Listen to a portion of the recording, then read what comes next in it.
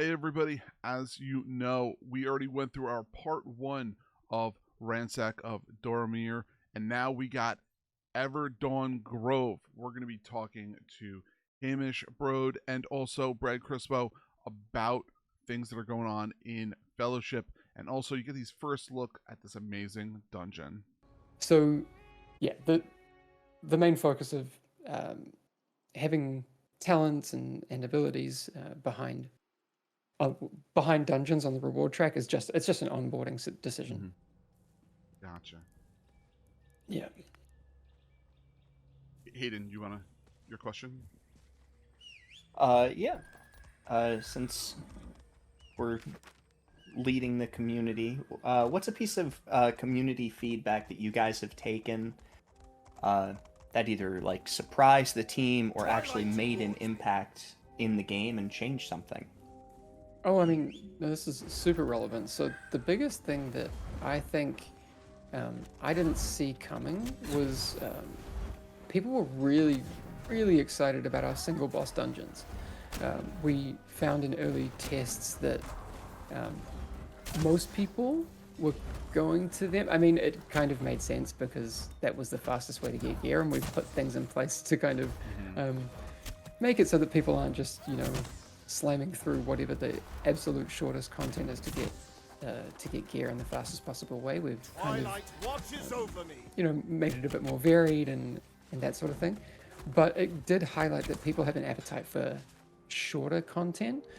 Um, and I think that makes a lot of sense now that I think about it, because our game is all about respecting people's time. We want them to have the flexibility to jump in and play for 15 minutes if that's, they've got, Mm-hmm. 15 minutes before dinner, or, they want to jump in and just do one thing, or, they could do two and they have a bit more flexibility. You could just do one more or just do one more. But, yeah, that's probably been the biggest change, I think, that is related to community feedback and just looking at player behavior. Because, yeah, a year ago I thought the game would be very different than it is now. Yeah, that's the biggest one for sure. I know for myself from kind of watching the game for probably the past year and change that it feel like from playing the game itself as a whole, it feels super clean for dungeons. I mean, that's what like my personal community is about. That's all we do is pretty much run Mythic Plus dungeons all day in WoW, Mm-hmm. and it there's this brings like a totally different feel to the dungeons, which is kind of refreshing and different and highly Mm-hmm. enjoyable. Oh, I'm glad to hear that. It's nice to hear that you're yeah picking up what we're putting down. Mm. Do you, is it been hard for you and the team to end up what's the word I'm looking for, like equalizing or like kind of balancing or like the range in the melee classes? Has that been a difficult thing? I mean, I've worked on a lot of games before. I mean, balancing is always going to be tricky, right? There's Mm-hmm. always going to be a meta. Math just works out that way. Um, but things have been like really, honestly, pretty balanced. I have been like, speaking as an external observer and not as like a person on the dev team, I'm very impressed with the devs that they've got had it so balanced. Um, it's yeah, it's been really nice to see. I mean, I think it's largely due to the fact that they are just huge nerds. Like Nerds, they're nerds. looking at Yeah, yeah. yeah, they're looking at everything, and honestly, I think one of the things that our team are really good at is we're very agile. That's just the nature of being on a small team. Mm-hmm.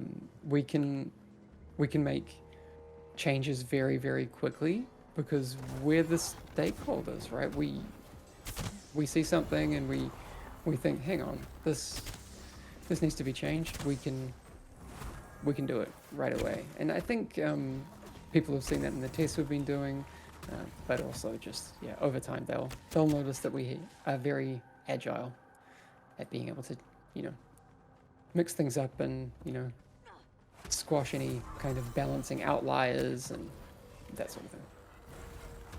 Excellent.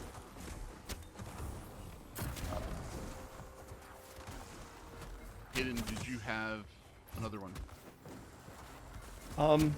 Yeah, just a play. A lot of the community was asking, again, for like character customization, things of that nature. Is there anything planned upcoming maybe that would get me invested more in each hero? Are we going to learn about the heroes and how they affect the story, why we're in the dungeons? So we've kind of talked about lore with Fellowship as being kind of a bit Dark Souls style. It's really there for the people that look for it. But I mean, to be brutally honest, we don't have a huge focus on that for our game. I'd love to see in the future us kind of fleshing out these like origin stories of these heroes and finding ways to work that into the narrative. I think, yeah, games like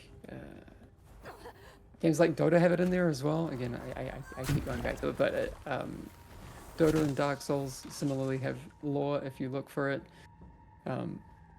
I think there'll be some people who are probably going through and trying to connect a few dots that we already have in there with the lore.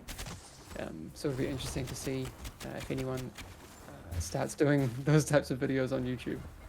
But yeah, if you look for it, it's there. But I think it'd be interesting to also kind of look for more of that in the future. I think the thing that's going to invest people in the heroes is gameplay for us. We want people to you know, attach to a certain style of gameplay, and then you know give them a bunch of vanity customizations that they can use to kind of make their hero, you know, express themselves a bit more in the way that they want.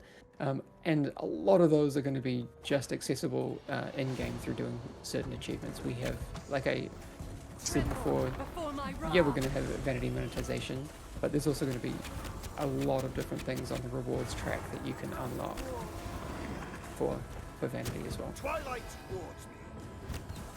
Is there a plan for how many like dungeons you guys are gonna have? Well, first coming out, I should say, for the launch, and then for the future. Like, do you guys have like a plan for, like, you know, a roadmap, so to speak? Yeah, so at launch, there's going to be, compared to the open beta, I think 4 more dungeons. We've got 3 more single boss dungeons, and the capstone dungeon for Paragon is coming in, which is the one that we just played earlier, the Drakheim, Ransack of Drakheim.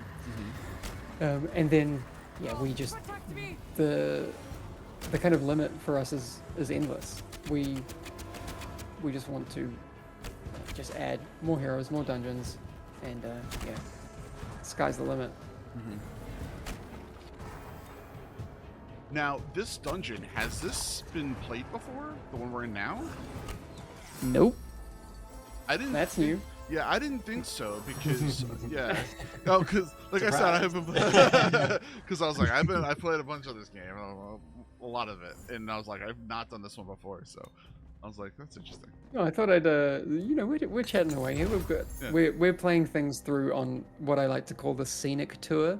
This is obviously far easier than people will experience it in the game. We have a bunch of gear, and I've got the difficulty set pretty low.